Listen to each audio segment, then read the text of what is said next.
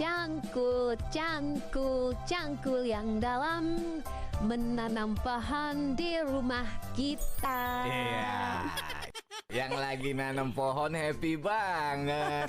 Ya iyalah, bangga aku tuh bisa berpartisipasi kurangi global warming. Nggak cukup sampai di sini aja. Pohon itu harus dirawat dan pastikan mereka itu tumbuh dengan baik sehingga benar-benar bermanfaat. Oh iya ya, kok aku nggak kepikiran ke sana? Selain itu, kurangi penggunaan sampah plastik dan lakukan daur ulang, hemat listrik dan gunakan energi alternatif. Waduh, banyak juga tugas kita ya. Aku pikir cuma tanam pohon doang.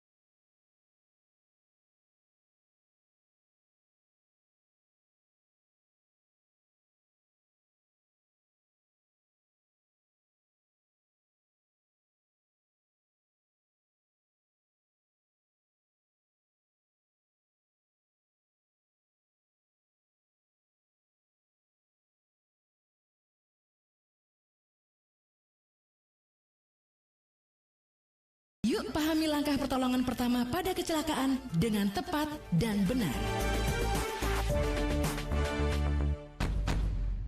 Berpotensi menyebabkan defisit ketersediaan air maupun kebakaran hutan dan lahan di beberapa wilayah. Penyuluh bencana Ramadi Diliawan mengajak kita menerapkan teknologi sederhana pemanenan air hujan sebagai antisipasi di musim kemarau. Halo Sobat Mitigasi, apa kabar? Hari ini saya ingin share tentang mitigasi bencana banjir dan kekeringan. Nah, teman-teman tahu kan bahwa hujan itu merupakan rezeki dari Tuhan. Tetapi kita sebagai manusia terkadang lalai untuk menjaga lingkungan kita. Contohnya dengan membiarkan saluran air tersumbat. Nah, ketika hujan, air berlebih tidak dapat mengalir dan menggenangi sekitar kita. Nah, teman-teman, mulai sekarang jangan ya kita membuang sampah di saluran air. Selain itu, kita juga dapat membuat sarana panen air hujan atau alat penampung air hujan. Nah, ketika musim hujan, air berlebih akan tertampung dan dapat digunakan pada musim kemarau jika kita kekurangan air. Keren kan teman-teman? Alat panen air hujan ini dapat menjadi mitigasi banjir sekaligus mitigasi bencana kekeringan. Terima kasih ya teman-teman. Bye! Yuk antisipasi kekeringan dengan panen air hujan di musim hujan. Hadapi bencana dengan rencana. Cangkul, cangkul, cangkul yang dalam, menanam pohon di rumah kita. Iya, yang lagi nanam pohon happy banget. Ya iyalah, bangga aku tuh bisa berpartisipasi kurangi global warming. Nggak cukup sampai di sini aja. Pohon itu harus dirawat dan pastikan mereka itu tumbuh dengan baik sehingga benar-benar bermanfaat. Oh iya ya, kok aku nggak kepikiran ke sana? Selain itu, kurangi penggunaan sampah plastik dan lakukan daur ulang, hemat listrik dan gunakan energi alternatif. Waduh, banyak juga tugas kita ya. Aku pikir cuma tanam pohon doang.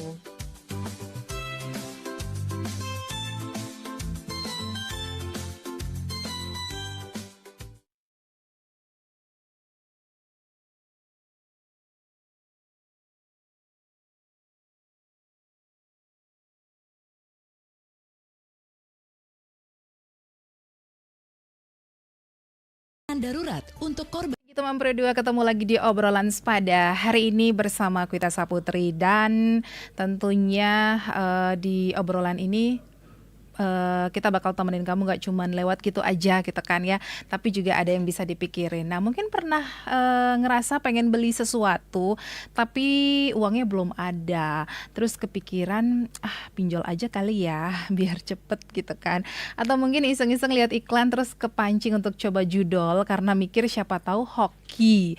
Nah hati-hati teman Pro 2, karena yang awalnya cuma coba-coba bisa jadi kebiasaan dan ujung-ujungnya malah jadi masalah. Di era sekarang, jadi Gen Z itu nggak cukup cuman update tren, tapi juga harus update soal cara ngatur keuangan. Karena kalau enggak, kita bisa banget kejebak sama yang kelihatannya instan, tapi ternyata beresiko. Makanya pagi ini aku nggak sendiri, udah ada Kak Agus Gandhi, seorang akademisi yang bakal ngajak kita untuk ngobrol soal gimana sih biar Gen Z itu benar-benar melek finansial dan gak gampang kejebak pinjol dan juga judol. Hai, selamat pagi Kak Agus. Halo, selamat pagi. Apa kabar hari ini? Astungkara baik. Baik ya. Oke, kalau kita lihat sekarang nih Kak Agus, kenapa Gen Z itu jadi target empuk banget untuk pinjol dan juga judol? Oke, terima kasih atas kesempatannya. Jadi sebenarnya Gen Z ini adalah generasi yang sangat baik ya, peluangnya banyak dan juga memiliki akses terhadap teknologi. Jadi ini merupakan sasaran yang empuk dijadikan sebagai pinjol dan juga judol karena mereka itu bisa untuk mengakses hal tersebut. Sehingga untuk menjadikan mereka sebagai target dalam aksi yang mungkin bisa dikatakan ilegal ya, itu Mbak ya. Jadi itu jadi sebagai acuan mereka untuk mendapatkan puan-puan atau cuan dari hal-hal yang ilegal, sehingga para Gen Z ini yang kebetulan pemikirannya serba instan, ingin meraih keuntungan yang banyak, padahal jika kita lihat bahwasannya hal tersebut ilegal dan justru mencederai mereka dari segi finansial, apalagi mereka ingin meningkatkan likuiditas dengan cara cepat. Ya, itu yang menjadi alasan mereka gampang untuk terpancing ke arah yang negatif. Tapi ini sebenarnya karena kurangnya edukasi kah? Atau justru karena gaya hidup yang sekarang itu serba instan? Ya, exactly. Jadi literasi keuangan atau edukasi itu memang diperlukan sekali. Itu menjadi fondasi awal atau fundamental yang harus dimiliki oleh Gen Z untuk meningkatkan kemampuan mereka mengelola keuangan. Bagaimanapun jika kita tahu bahwasannya Gen Z saat ini Kak ya, terutama di bayangan kita adalah dikit-dikit misalnya mental health atau misalnya dia ingin membahagiakan dirinya dengan cara membelanjakan seluruh uangnya, sehingga dia untuk mencari kebahagiaan harus mengeluarkan uang yang banyak dan juga mengikuti tren saat ini, sehingga itu menjadikan mereka sebuah kebutuhan dan ingin ikut dengan rekannya. Apabila tidak memiliki modal, jalan satu-satunya ya harus pinjol dulu supaya saya punya uang, demikian. Jadi mereka terjebak dengan finansial tersebut, sehingga kalau sudah terjebak akan merembet kemana-mana. Selain itu juga nanti terkait dengan keuangan yang mereka miliki, seharusnya pendapatan yang mereka bisa kelola dengan baik, sehingga kebutuhan pun mereka menjadi sulit untuk dipenuhi sehari-harinya. Jadi itu mungkin Kak ya, untuk terkait dengan literasi keuangan ini yang menjadi fondasi awal dulu. Nah, literasi keuangan itu apa sih sebenarnya? Bagaimana cara kita mengelolanya? Ya mungkin rumus sederhananya kalau saya sebagai akademisi adalah kita harus tahu nih mana dulu kebutuhan yang harus kita penuhi. Yang pertama itu ada kebutuhan yang namanya dana darurat. Lalu ada juga terkait dengan saving, yakni menabung dan sebagainya dengan tujuan mereka masing-masing. Misalnya kalau Gen Z mungkin tujuannya masih sekolah, ya mereka tujuannya membeli buku dan sebagainya, ataupun yang sudah bekerja misalnya kebutuhan mereka ingin memiliki rumah dan sebagainya. Itu merupakan salah satu tujuan untuk menabung. Jadi menabung bukan hanya ngumpulin uang, justru nanti sudah ada uangnya mereka bingung.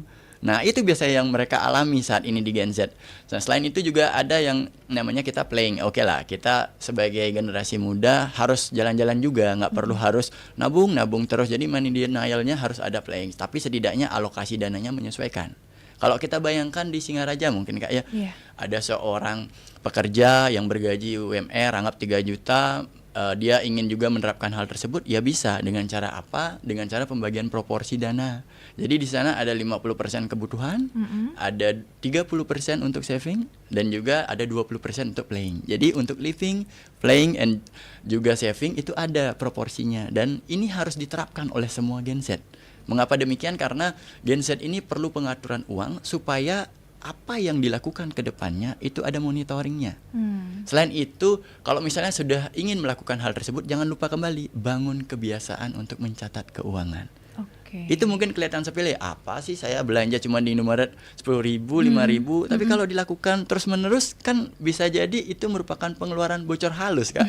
Nah, itu yang perlu kita tekankan bersama. Jadi sebaiknya kita lakukan pencatatan supaya kita bisa nih mendiagnosa mana sih pengeluaran kita yang sebenarnya bisa ditekan. Apalagi ditambah dengan kopi kekinian. Kita tahu bahwasanya Genset suka banget nih terkait dengan jalan-jalan, nyobain hal baru dan sebagainya. Nah, ini yang mengakibatkan kita tidak tahu pengeluaran kita sebenarnya bisa dikontrol lebih awal, tetapi karena tidak adanya diagnosa, tidak ada pencatatan keuangan, dan kita juga lupa bahwasanya literasi keuangan merupakan fondasi awal, nah mengakibatkan Genset bisa terjerat ke pinjol maupun judol. Nah, itu dia, Kak.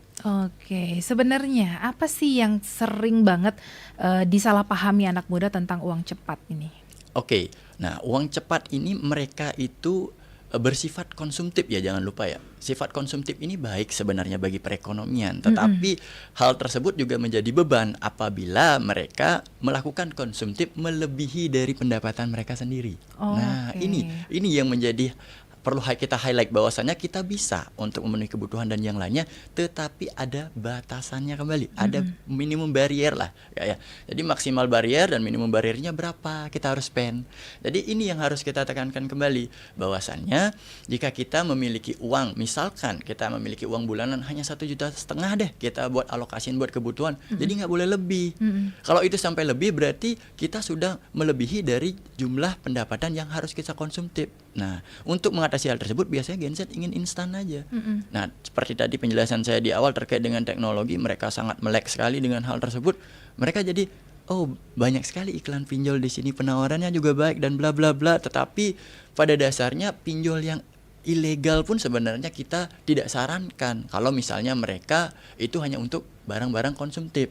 Tetapi kalau misalnya mereka terkait dengan dana kesehatan dan sebagainya, itu kita tidak bisa prediksi ya, Kak ya, karena seseorang terkadang memang ada saja musibah-musibah yang menimpa. Nah, inilah pentingnya saya literasi keuangan menyiapkan dana darurat terlebih dahulu agar tidak sampai aset kita yang sudah ada kita jual ataupun kita misalnya pinjam ke pinjaman online sehingga nanti itu akan menekan kita. Selanjutnya apabila sudah terjerat di pinjaman online dan kita tidak bisa memitigasinya, itu akan terus-menerus seperti gali lubang tutup lubang. Karena jangan lupa di pinjaman online ada yang namanya bunga. Iya. Jadi bunga itu merupakan beban kita yang harus kita bayar dan harus kita lunasi sehingga pendapatan kita itu berkurang terus-menerus. Kita tidak tahu kapan nih saya bisa keluar dari itu. Kalau kita sudah terjerat hal tersebut, lebih baik ke seseorang atau financial planner boleh, ke dokternya kita anggap ya, Kak ya, supaya biar didiagnosa dulu. Apa nih penyebabnya kamu bisa begini? Apa nih yang kurang dari kamu? Apa nih dari arus kas kamu bisa dimaksimalkan? Jadi nanti bisa diberikan advice. Selanjutnya mungkin itu bisa dilakukan dan bentuk kebiasaan gitu, Kak. Oke, banyak yang bilang nih, yang penting bisa bayar nanti. Nah, ini mindset yang berbahaya nggak sih sebenarnya? Benar, Kak, berbahaya banget. Nah, apalagi zaman sekarang kan ada namanya pay later ya. Iya. Nah, pay later ini sebenarnya menjadi momok yang besar bagi generasi muda karena mereka berpikir bahwasanya kita bisa mendapat barang dulu. Nanti aja kita bayarnya pada saat punya uang ataupun nanti di bulan depan. Nah, ini menyebabkan kita dalam pengaturan uang menjadi tidak stable, Kak. Kenapa demikian? Karena penghasilan kita yang bahkan belum kita terima itu sudah diambil haknya oleh misalnya pedagang dan sebagainya karena kita berbelanja di awal. Sedangkan yang kita misalnya, saya pikir itu Genset itu tidak berpikir dua kali dalam berbelanja ya. Karena apakah itu berdasarkan keinginan atau memang kebutuhan. Nah, ini yang mereka tidak bisa bedakan. Sehingga pada saat mereka hanya sebenarnya ingin dan tidak terlalu butuh, mereka tetap membeli itu. Nah, ini dapat mengganggu cash flow kita. Uang yang arus kas yang seharusnya kita bisa gunakan untuk investasi, tujuan kita di masa depan ataupun untuk misalnya memenuhi kebutuhan itu jadinya terpakai sehingga nanti pada saat ada kejadian yang tidak kita inginkan misalnya dari namanya sakit dan sebagainya itu tidak dapat ditanggulangi sehingga kita kembali lagi ke jalan yang cepat yakni pinjol. Nah, sebenarnya kalau kita lihat dari pinjol ini banyak juga Genset berpikir mungkin saya tidak bisa melunasi hutang. Ada nih caranya dengan judol gitu, Kak. Jadi judol bisa dapat uang dengan cepat dengan modal sedikit dan sebagainya. Padahal jika kita lihat dari penelitian pun tidak ada yang namanya judi online itu nanti akan membuat kita kaya ataupun membuat kita menjadi memiliki uang yang banyak. Karena pada dasarnya namanya judi Kak ya, pasti itu sulit untuk kita keluar dan itu akan menguras aset kita. Dan jeleknya pemikiran Gen Z itu adalah pada saat sudah kalah di judul dan sebagainya, misalnya mendapatkan kerugian, mereka ingin mengembalikan kembali modal yang mereka keluarkan, sehingga nanti akan terjerumus secara terus menerus di lubang tersebut, sehingga sulit untuk memperbaiki cash flow yang mereka miliki. Berhutang bukan menjadi solusi, tetapi itu adalah langkah awal kita. Apabila kita tidak bisa memanage, menjadi kita terus-menerus itu kesulitan menghadapi keuangan. Jadi itu Kak. Oke, terus kalau kita ngomongin realita nih Kak ya, faktor lingkungan, teman, media sosial itu apakah ada pengaruhnya? Wah, ini menarik sih menurut saya. Karena faktor lingkungan, sosial media, teman itu adalah merupakan suatu cerminan kita sebenarnya Kak. Iya. Karena di sosial media pun ada algoritma, apa yang kita cari biasanya itu yang kita dapatkan. Teman pun demikian, itu merupakan cerminan kita. Karena biasanya kalau tidak sefrekuensi nggak mungkin jadi teman kan Kak ya. Iya. Nah, mungkin itu yang dialami Gen Z. Makanya teman saya suka nih jalan-jalan, jadi saya harus ikut jalan-jalan juga. Teman saya ikut nih misalnya kegiatan hal yang ke arah yang negatif, sebenarnya itu tidak cocok dengan kita, tapi karena dia teman, kita merasa tidak enak, kita juga inginnya biar sama-sama deh dengan teman kita bergaul, ya sudah kita ikut ke sana walaupun ke arah yang negatif. Maka dari itu saya itu ada korelasinya yang sangat erat menurut saya, teman, lingkungan dan juga sosial media. Maka dari itu kita harus memang pandai ya memilah dan memilih Kak ya. Iya. Bagaimana cara kita untuk bisa melihat bahwasannya apa sih yang bisa saya kerjakan, peluang apa nantinya yang bisa saya ambil, dan bagaimana kolaborasi saya dengan teman bisa berbagi terkait dengan hal-hal positif. Misalnya berbagi dari segi instrumen investasi dan sebagainya, itu bisa dilakukan dengan rekan. Ya, bukan melulu dengan soal financial planner atau sebagainya, tidak. Dengan rekan pun kita bisa berbagi sebenarnya. Tetapi dengan mitigasi awal ya kembali lagi dengan memilah dan memilih teman yang baik. Mungkin kita bisa berteman dengan dia ya, tapi tidak harus mengikuti segala macam hal yang mereka lakukan, apalagi yang mengarah ke hal negatif Kak ya. Terutama itu. Jadi Gen Z ini sebenarnya ingin berteman dengan banyak hal, ingin mengetahui banyak hal, tetapi kita harus tetap kritis dengan hal tersebut, konservatif, agar nantinya kita bisa untuk meningkatkan potensi-potensi yang misalnya ke arah yang negatif, kita bisa cegah dulu deh. Yang coba kita belajar ke hal-hal yang positif dulu. Gimana sih Anda keseharian, gimana pengaturan uang dan sebagainya, itu menjadi obrolan kita untuk kedepannya, karena jelas kita akan mengalami hal tersebut di kedepannya. Mungkin itu Kak ya. Oke, ternyata teman Pro 2 bukan cuma soal uang, tapi juga soal pola pikir dan kebiasaan ya. Jangan kemana-mana, nanti kita balik lagi tetap di obrolan sepada hari ini. Cangkul, cangkul, cangkul yang dalam, menanam pohon di rumah kita. Iya. Yang lagi nanam pohon happy banget. Ya iyalah, bangga aku tuh bisa berpartisipasi kurangi global warming. Nggak cukup sampai di sini aja. Pohon itu harus dirawat dan pastikan mereka itu tumbuh dengan baik sehingga benar-benar bermanfaat. Oh iya ya, kok aku nggak kepikiran ke sana?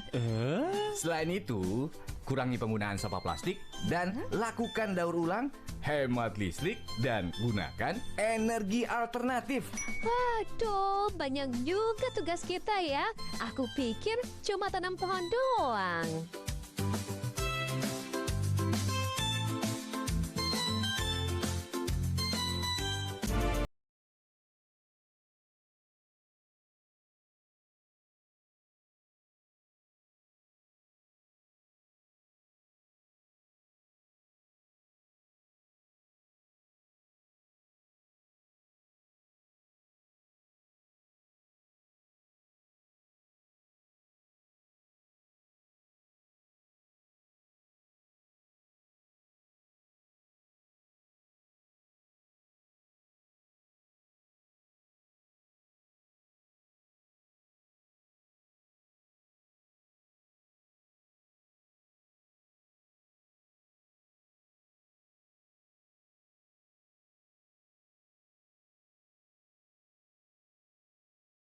Pahami langkah pertolongan pertama pada kecelakaan dengan tepat dan benar.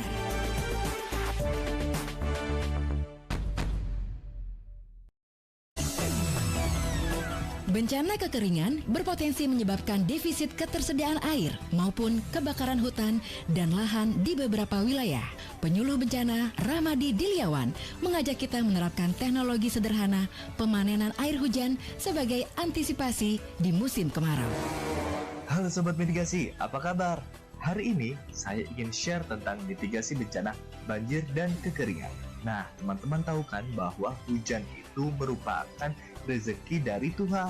Tetapi kita sebagai manusia terkadang lalai untuk menjaga lingkungan kita. Contohnya dengan membiarkan saluran air tersumbat. Nah, ketika hujan, air berlebih tidak dapat mengalir dan menggenangi sekitar kita. Nah, teman-teman, mulai sekarang jangan ya kita membuang sampah di saluran air. Selain itu, kita juga dapat membuat sarana panen air hujan atau alat penampung air hujan. Nah, ketika musim hujan, air berlebih akan tertampung dan dapat digunakan pada musim kemarau jika kita kekurangan air. Keren kan teman-teman? Alat panen air hujan ini dapat menjadi mitigasi banjir sekaligus mitigasi bencana kekeringan. Terima kasih ya teman-teman. Bye. Yuk antisipasi kekeringan dengan panen air hujan di musim hujan. Hadapi bencana dengan rencana.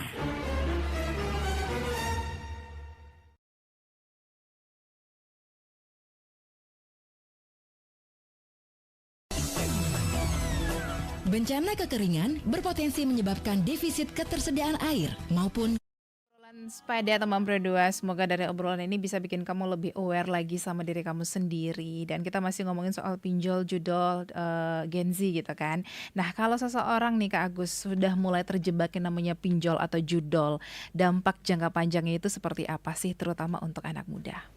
Oke, jadi dampak jangka panjang kalau kita sudah terjerat ya lubang antara pinjol dan judol ini ya. Yang pastinya yang pertama itu biasanya dari cash flow kita, arus kas kita. Kita jadi tidak bisa lagi untuk memenuhi kebutuhan biasanya. Karena kita kan setiap bulannya ada kewajiban untuk membayar hutang kalau yang dipinjol. Kalau yang di judol biasanya itu terikat. Jadi kalau kita bisa terjebak di judol, kita biasanya melakukan pinjol dan ini menjadi skema yang domino. Jadi di sana terkena juga dari cash flow. Yang kedua, kita menjadi sulit untuk berkembang, Kak. Kenapa demikian? Karena modal awal kita dalam penelitian ada di Amerika dari Van Gogh ya. Jadi penelitiannya itu adalah bercerita tentang bagaimana sih manusia itu lebih logik dalam berpikir. Ternyata ada korelasinya Kak terhadap kepemilikan kita terhadap uang. Kalau di sana di Amerika itu minimal 2.000 US dollar, artinya 30 juta mungkin yang dirupiahkan ya. Jadi kita lebih logik dalam berpikir kalau kita memiliki uang segitu di tabungan. Tetapi kalau kita tidak memiliki hal tersebut, kita menjadi was-was dalam berpikir, takut mengambil resiko dan sebagainya, sehingga kita tidak berkembang selanjutnya.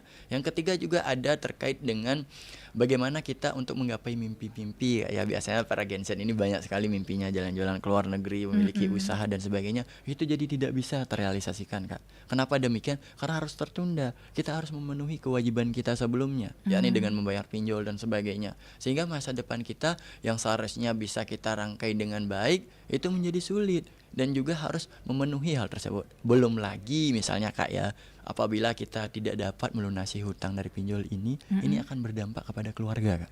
Kenapa demikian? Karena pasti yang namanya pinjol, terutama yang ilegal Kak ya, itu akan merembet kemana-mana. Merembet ke keluarga, ke sekolah misalnya bagi yang sudah yang bersekolah dan di pekerjaan. Karena semua lini itu akan dicari Kak, dikulik oleh dekolektor. Nanti di sana juga ada namanya ancaman Kak. Apabila Anda tidak membayar hutang ini, Anda akan mendapat ancaman dan sebagainya. Nah ini menjadi momok kan jadi kita kan. Jadi kita takut untuk melangkah. Kita juga di masyarakat menjadi dikucilkan dan sebagainya karena hal tersebut. Nah inilah yang perlu kita mitigasi dan kita hindari.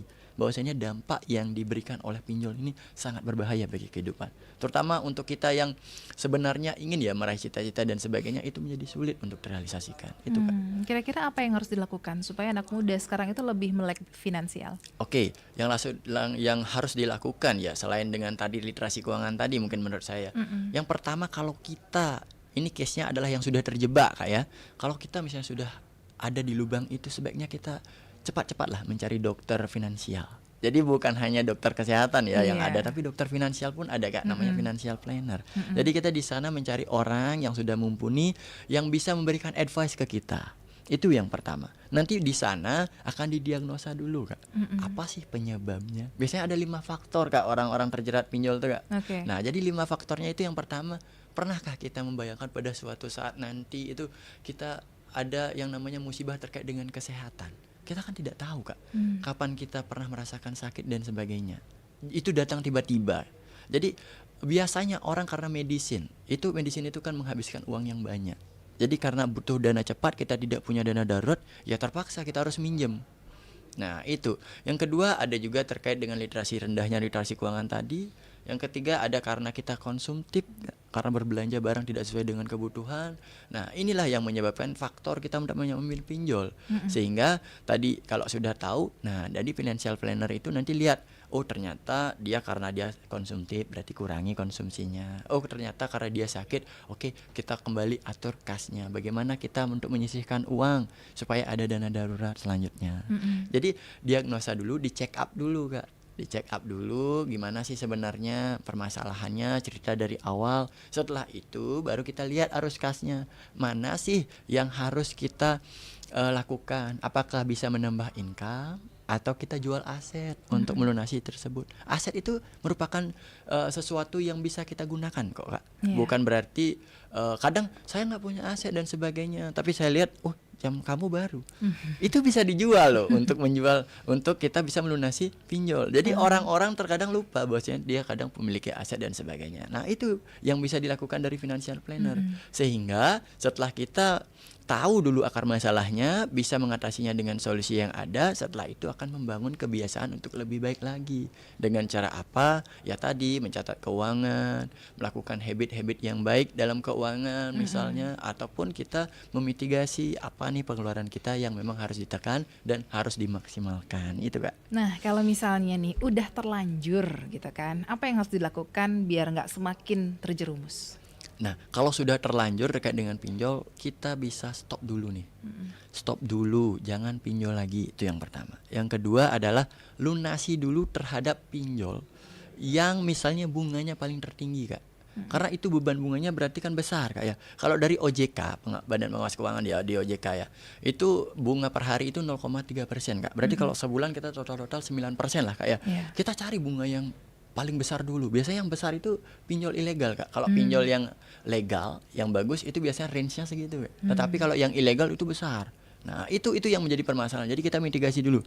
Mana nih yang paling gede bunganya dulu? Itu yang dilunasi. Setelah itu baru kita mitigasi kembali.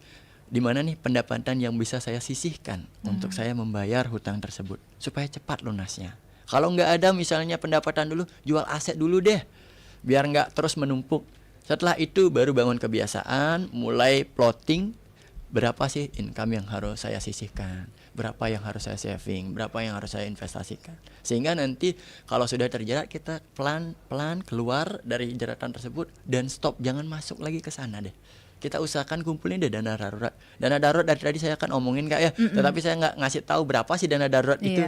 Dana darurat itu adalah minimal sekali, Kak, 3 kali pengeluaran kita sebulan. Jadi bukan pendapatan, Kak ya. Pengeluaran kita. Misal pengeluaran kita 1,5 juta atau 2 juta per bulan. Ya sudah, berarti kali 3 aja minimum itu, Kak ya. Tapi alangkah lebih baiknya adalah 12 kali pengeluaran. Artinya 1 tahun pengeluaran kita itu merupakan dana darurat, Kak. Itu merupakan bare minimum yang sangat ini. Tetapi kalau masih belajar dan di awal ya 3 sampai 6 bulan pengeluaran sudah cukup. Jadi demikian. Oke. Yang terakhir nih, karena waktu kita sudah mepet, yang ingin Kak Agus sampaikan untuk teman Pro 2 yang lagi dengerin, yang lagi nonton di YouTube channel RRI Singaraja Official. Oke, untuk para pendengar Pro 2 RRI, jadi kalau kita ingin membangun kebiasaan keuangan yang baik, harus mulai dari mindset dulu.